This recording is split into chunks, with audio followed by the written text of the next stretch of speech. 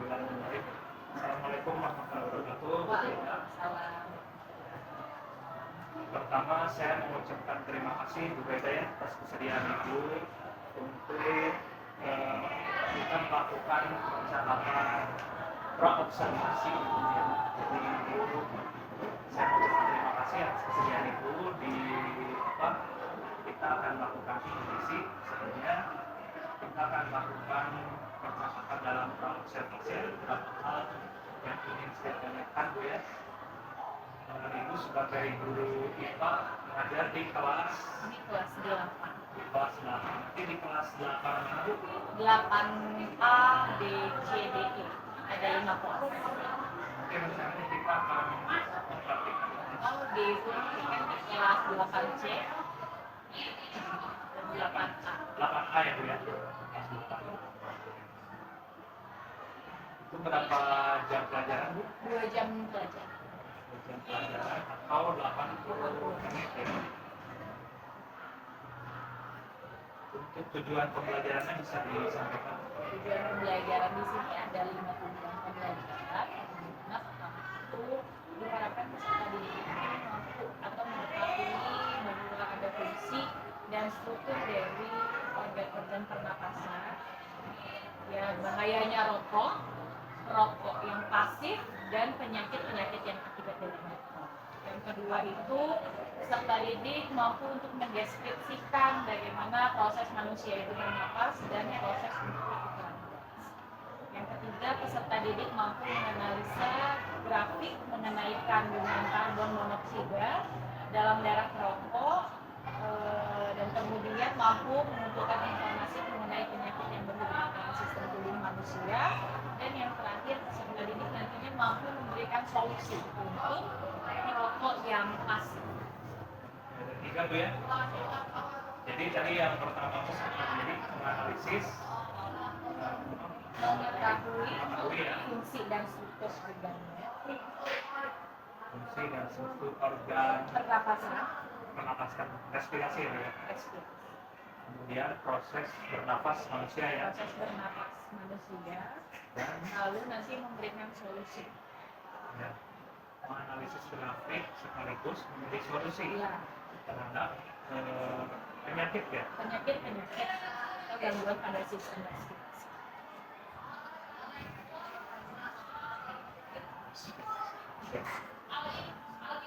Kemudian untuk area pengembangan yang dicapai, kita sebelumnya pernah berdiskusi Bu ya tentang bagaimana melakukan budaya positif, bagaimana melaksanakan pembelajaran terdiferensiasi maupun pembelajaran sosial emosional. Kira-kira dari ketiga itu yang mana Bu yang akan dikembangkan?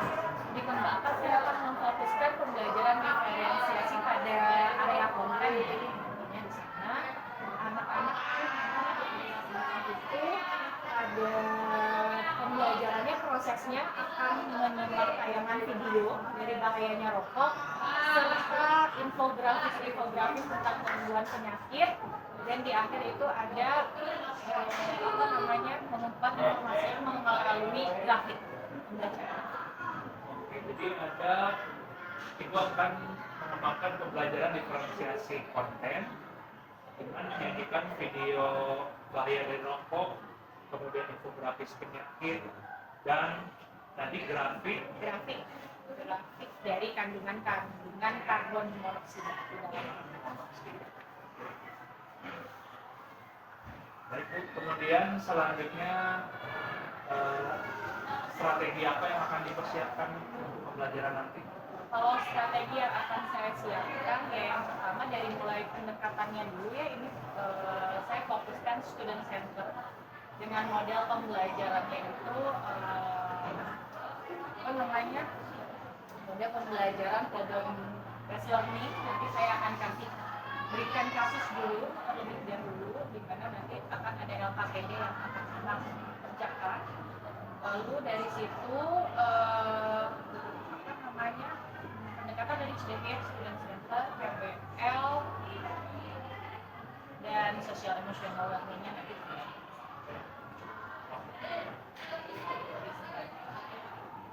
Jadi strateginya student center ya. Ya, student center ada murid dan metodenya ya sedikit ada yang ramah, tapi banyaknya nanti akan dominan diskusi karena studi kasus secara berkelompok, berdiskusi kelompok, di mana baru saya akan memberikan penguatan materi atau teori.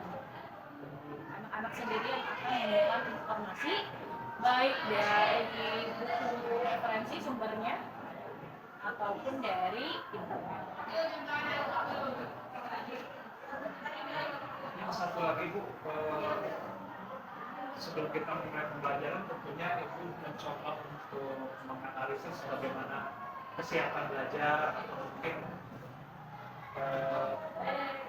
dari kompleksitas materinya, kira-kira apa yang Ibu lihat, apakah dari sisi kesiapan belajarnya, kompleksitas materinya apakah sudah cocok atau belum? Kalau dari kesiapan belajar siswanya bagaimana? Kalau dari kesiapan belajar, memang saya sudah rencanakan di rancangan pembelajaran yang saya buat di modul pembelajaran itu ada asesmen dulu di awal. Asesmennya berupa diagnostik yang non kognitif. Oh, Kognitif berupa pertanyaan motivasi sifatnya nanti gitu, bagaimana mereka siap sebelum ke sekolah itu sudah saya tanyakan sudah semangat atau belum dari mulai situ lalu juga nanti kompleksitas materi itu juga pasti saya akan pikirkan karena berhubung di kelas yang nanti saya akan memberikan materi ini kebetulan ada yang berkebutuhan spesial spesial dan itu yang memang kompleksitasnya akan berbeda dengan teman-teman yang lain. Sesuai dengan minat bakatnya kalau yang saya berikan untuk yang anak-anak spesial. Baik Bu, tadi asesmen sudah. Nah kalau tadi mencermati asesmen diagnostik non kognitif, apakah saya boleh mengkonfirmasi ini apakah juga termasuk pembelajaran sosial emosional gitu? Karena kan kalau berkaitan dengan motivasi ya, kesiapan belajar, artinya juga kita memperhatikan dari sisi psikologi siswanya. Menurut Ibu bagaimana? Benar tidak? Menurut saya setuju itu. Kalau misalkan ini asesmen di awal ini adalah termasuk pembelajaran sosial emosional. Karena kesiapan anak itu bukan hanya kesiapan dia dalam segi akademik, tapi secara psikis pun kita harus tahu sebelum masuk itu karena nantinya akan berpengaruh pada konsentrasi anaknya dan keadaan hati. Nah di situ juga saya asesmen awal itu rencananya akan menayangkan emoji karena anak-anak kan sekarang dengan emoji sedih, happy, cenderung mereka lebih terbuka kalau kita mengekspresikan dengan menampilkan gambar itu. Dan saya harap anak-anak sosial emosionalnya mereka pun terpancing dari situ, gitu, dari emoji. Jadi kita tahu lebih kesiapannya. Ini luar biasa.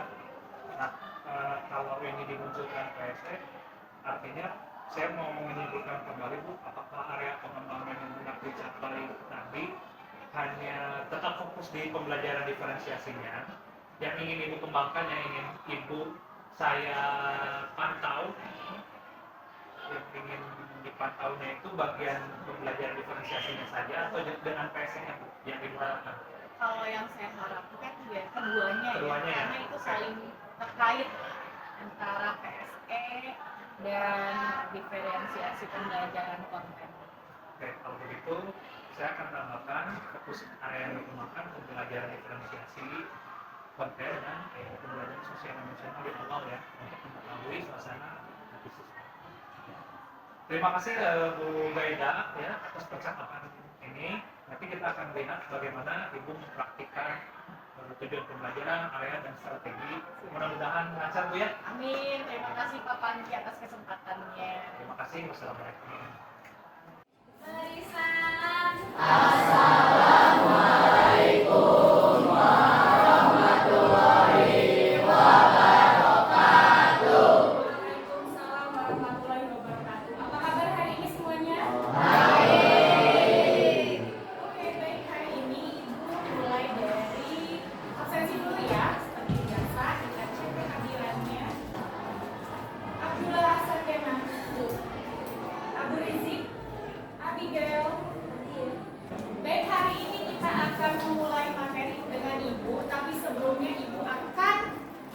ngecek dulu nih gimana perasaan dan mood hari ini ya.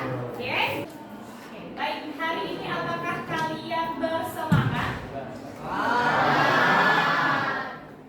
Sebelumnya apakah kalian juga sudah sarapan terlebih dahulu? Apakah kamu sudah belajar belum? Ada yang udah, ada yang belum. Alfia belajar apa belum?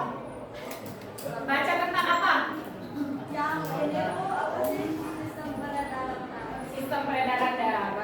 Oke. Jadi semuanya apakah sudah siap untuk menerima materi hari ini? Siap. Yang mana? Coba ada yang mau tunjuk tangan untuk mewakili perasaan hari ini? Oke, Radis yang mana? Yang tujuh. Kenapa ketawa? Soalnya Bahagia, lebih bahagia. Kenapa? Ketemu siapa nih hari ini? Apa yang jadi semangat mau ke sekolah hari ini? soalnya mau belajar sistem pernapasan. Dulu ada lagi? Ada lagi yang mau? Aul? Ya, dari cewek nih, 4. Wow, ada apa Aul? Lagi lagi bersemangat. Ada yang masih ingat pelajaran kemarin tentang sistem pencernaan? Ada organ apa aja ya kalau di sistem pencernaan? mulut, tenggorokan, lambung, usus, jantung. Besar.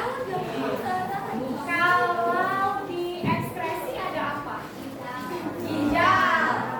Tadi ya emojinya.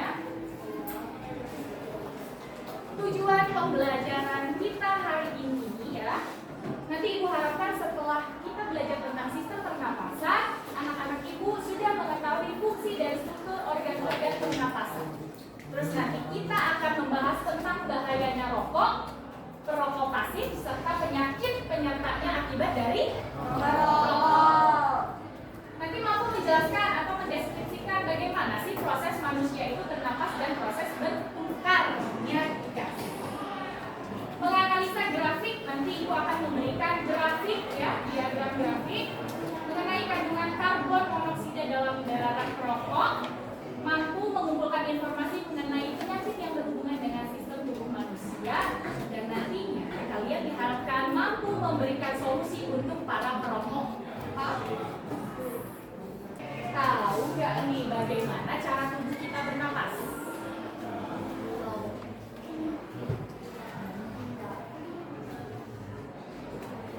Cara tubuh bernapas gimana? Kita menghirup gas apa? Apa? Dari? Lalu dari hidung nanti akan masuk ke mana ya? Nanti ya. Teman-teman, punya gaya hidup sehat memang penting, tapi harus didukung dengan lingkungan yang sehat juga. Jadi jauhi rokok ya teman-teman, dan ingatkan orang-orang di sekitarmu untuk tidak merokok juga. Sistem pernapasan adalah adanya proses menghirup gas oksigen dan mengeluarkan gas karbon dioksida. Ternyata bukan hanya gas oksigen dan gas karbon dioksida, ada uap air. Ada organ paru-paru ini. Paru-paru itu jumlahnya ada berapa? Dan sepasang ada 2 berarti ada paru-paru kanan dan paru-paru kiri. Ada yang namanya faring, ya. Ini adalah di daerah esofagus atau kerongkongan. Di sini faring. Ada laring, ya. Bahayanya merokok, ya. Kandungan dalam sebatang rokok, ya, ada 4.000 jenis senyawa kimia, 400 zat berbahaya, 43 zat penyebab kanker atau bersifat karsinogenik. Ada gas karbon monoksida, ada tar, ada nikotin, di mana karbon adalah salah satu gas yang beracun, menurunkan kadar oksigen dalam darah sehingga dapat menurunkan konsentrasi dan timbulnya penyakit menular. Silakan sekarang bertemu dengan teman-teman. Boleh mengeluarkan handphonenya dan scan barcode ini. Nanti di sini akan ada lembar kerjanya. Ya. Nanti Ibu juga akan berikan di setiap kelompoknya. Di sini ada 2 tugas di mana kita akan memprediksikan dari diagram, ya. Diagram oleh seorang perokok di mana di dalam paru-parunya ada kandungan karbon monoksidanya. Yang tadi bahwa karbon monoksidanya adalah zat yang berbahaya.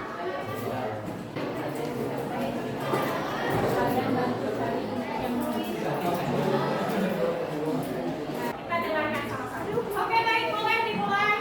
Assalamualaikum warahmatullahi wabarakatuh. Bab 100 setiap babnya menambah 20 ppm.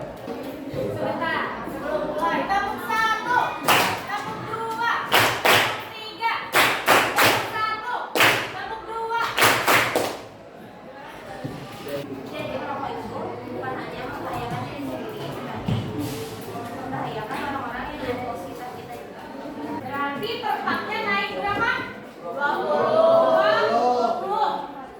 ppm karbon monoksida dalam darah. Jadi kalau 3 pak, dia mengandung 60 ppm karbon monoksida. 4 pak ada 80 ppm dan 5 pak 100 ppm. Tapi kenapa ya yang merokok, yang tidak merokok ini masih ada kandungan karbon monoksidanya sekitar kurang lebih 8 sampai 9 ppm? Karena tanpa disadari yang tidak merokok ini adalah ternyata merokok pasif. Bisa dari lingkungan, ya, karena menghirup asap. Baik, dari pembelajaran hari ini ada yang bisa memberikan kesimpulan? Oke, Farah. Jadi kesimpulan yang dari pembelajaran dari awal sampai akhir itu tentang bahayanya merokok. Merokok itu bukan ngebahayain diri kita sendiri, tapi bisa berdampak juga buat orang-orang yang ada di sekitar kita yang menghirup, yang ikut menghirup juga asap dari Oke. Semua di sini sudah tahu bahwa sistem pernapasan itu adalah sistem respirasi di mana untuk mengambil gas oksigen dan mengeluarkan karbon dioksida, di mana hubungannya dengan kesehatan adalah karena terpapar asap rokok bisa menyebabkan gangguan atau penyakit, ya. Pembelajaran hari ini sudah selesai, ya. Terima kasih atas perhatian kalian sudah hebat. Terima kasih sudah presentasi dengan baik dengan jawaban-jawaban yang amazing. Sekarang boleh tidak kita bermain dulu? Semuanya boleh berdiri? Sikut. Sakit. Sekat. Sikut. Sakit. Sekat. Terima kasih atas perhatiannya. Wassalamualaikum warahmatullahi wabarakatuh. Nanti kita ketemu lagi di materi selanjutnya dan jangan lupa ada persiapan alarmnya. Masih semangat? Baik, terima kasih semuanya. Wassalamualaikum warahmatullahi wabarakatuh.